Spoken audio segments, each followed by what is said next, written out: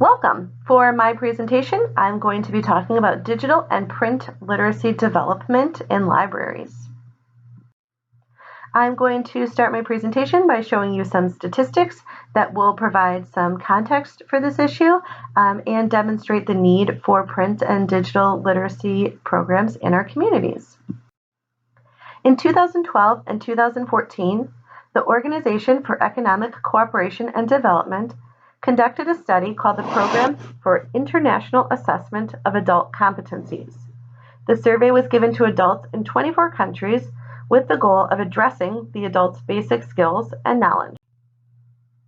In the United States, the study found that the average literacy score for adults was 1 point below the international average. 18% of adults in the United States performed at or below the lowest level on the assessment. 39% of adults in the United States who were not born in the United States scored at or below the lowest level. 20% of high school graduates performed at or below the lowest level. And the United States also scored lower on this assessment than it did on a previous literacy assessment in 1994.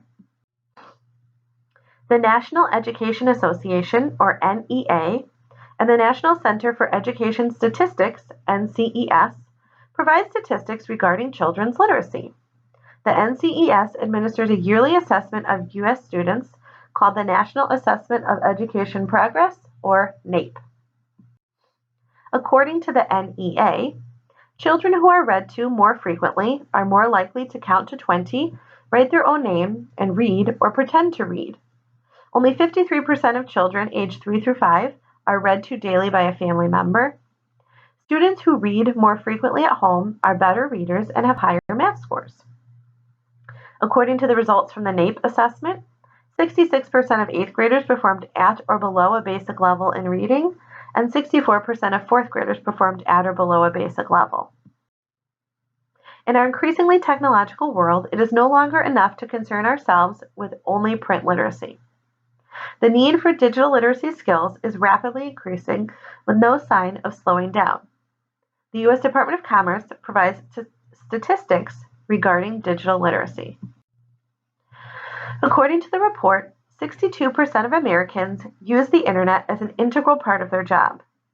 High-speed internet access and skills are necessary for a myriad of tasks, from monitoring a chronic health condition to checking in on your child's progress at school. 28% of Americans do not use the internet at all. 32% of U.S. households do not have broadband service.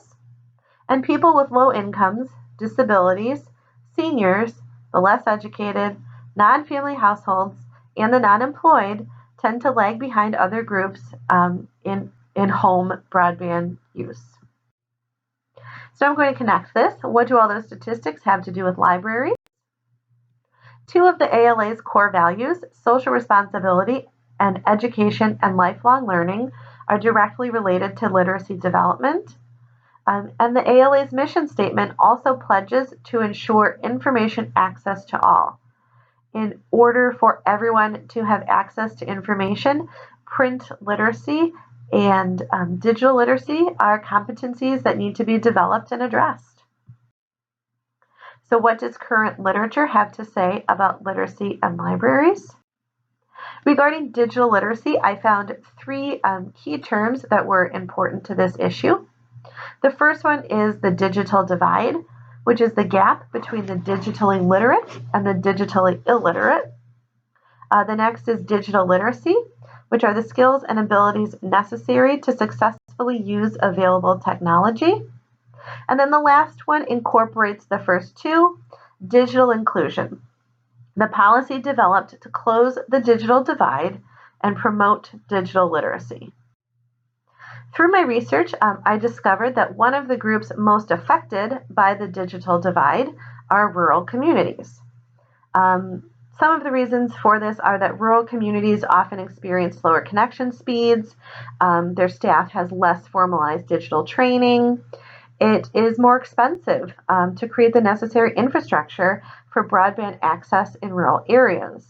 But what I also found was interesting through my research is that just over 70% of rural libraries are the only free internet and computer terminal access providers in their communities, compared to just over 40% of urban libraries and just over 60% of suburban libraries. So these libraries are providing an extremely vital and important service to their communities. Another community that is adversely affected by the digital divide more so than others is the elderly community. So when we're thinking about print literacy, we can think about how libraries are shifting from book repositories to community centers and service providers. Through these roles, libraries have the opportunity to support literacy development. Through adult literacy programs, libraries can and are supporting their communities as they provide adults with the opportunities to develop workplace skills necessary to get jobs or a better job, as well as life skills. Research shows that literacy is passed on through family generations, and research also shows that there's a positive correlation between helping an adult to develop and improve their literacy skills and their child's school performance. Meaningful literacy activities provided by libraries through story times, like singing, finger plays, and playing, contribute to the development of literacy skills for children. One thing that I found was really interesting in my research is the idea that the ability to become digitally literate is dependent on one's print literacy abilities. And when you think about it, internet searching requires the ability to be able to both read and spell. Even when you're typing on a computer, there are a lot of buttons that have more than one letter. And reading these buttons requires decoding skills to decipher them. When someone is using a new technology, individuals with limited print literacy skills have to overcome learning a new interface in addition to working with narrow or limited reading skills. Okay, so now we're going to take a look at this in practice. What are libraries doing to successfully help patrons develop literacy skills? I found that 94% of libraries serving populations of 5,000 people or more offer some type of adult literacy service. Some examples of digital literacy services I found are digitalliteracy.gov and Connect to Compete. And both of these are programs developed by the federal government to help promote digital literacy. Digitalliteracy.gov is a website that can be used as a teaching tool and provides tutorials regarding digital literacy. Some library programs are also starting to incorporate computers and technology into their print literacy programs, and we'll talk about that a little bit more later. And then a specific example would be the Hartford Public Library, which offered a class called Little Leapers 3.5 Digital Camp. This class was designed for children, but it was designed for children and adults to work together to help children discover digital literacy skills. Some other examples of library literacy initiatives with regard to print literacy are libraries that have received the American Dream Starts at Your Library grant from the American Library Association. One of these libraries was the Sioux Center Public Library in Iowa. This library worked with the Northwest Iowa Community College to bring more classes to Sioux Center. There are a lot of immigrants in Sioux Center who don't have the transportation necessary to travel the 35 miles to the community college. So as a result of bringing these classes in and the increased participation from the new immigrants in the community partners have had to increase the number of hours for the English as a second language and high school equivalency test classes in the Sioux Center Public Library. Another example of library outreach and library literacy initiatives would be the Free Library of Philadelphia offering a summer enrichment program called Summer of Wonder. And this program used engaging hands-on activities supported by read-alouds and suggested reading to help promote literacy in youth. Libraries rely heavily on community outreach and engagement in their efforts to promote literacy programs and programs that provide digital and print literacy services. And finally, we're going to talk about management. So what are some of the management considerations related to this issue? The first thing that came to mind for me was budget. This came up a lot when I was researching rural libraries. Maintaining up-to-date technology resources is very expensive. And one of the things I found in rural libraries is they will only replace their hardware as needed. Even if it's old and it's working, it's probably not going to get replaced. This is different than an urban or even a suburban library in which technology is replaced, whether it needs it or not, just to keep everything as current as possible. So one of the ways that libraries can deal with this issue would be to apply for grants. And as we said earlier, one example of a grant that libraries could apply for is the American Dream Starts at Your Library grant. Human resources would also be a management consideration regarding this issue.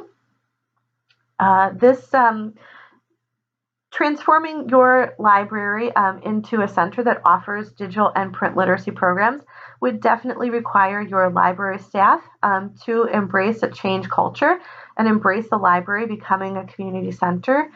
So making sure you have the support of your staff before undertaking one of these programs is important. Also, through my research, I found that a lot of the tutors in the literacy development programs are volunteers. So I feel as a library manager, it would be important to be sure that not only could you get volunteers to staff the programs, you have the staffing necessary to have someone oversee all of those volunteers. Strategic planning was another management consideration that came to mind. Literacy program development needs to be intentional. And I found that a lot of libraries do include literacy development in their mission and vision statements or in their strategic plan. A couple examples I came across were the Toronto Public Library, the Westmont Public Library, and the Chicago Public Library. And some of the strategic initiatives they included with regard to literacy were to offer programs and resources for literacy development, and also to employ staff that support literacy development by providing appropriate resources and instruction. And then the last management consideration I thought of was that distance learning might come into play when you're doing these print and digital literacy programs. As I had mentioned earlier, a lot of libraries are trying to incorporate technology into their print literacy programs.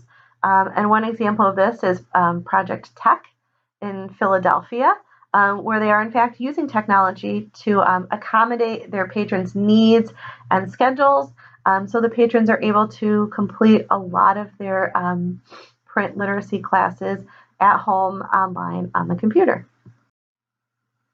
So in conclusion, what are my final thoughts?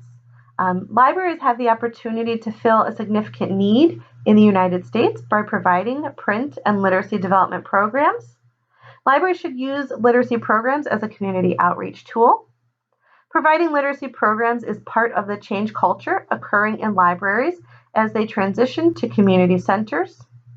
When considering literacy in relation to libraries, managers need to consider budget constraints, the culture of the library and staff support, the library's strategic plan, and the library's human resources. Thank you.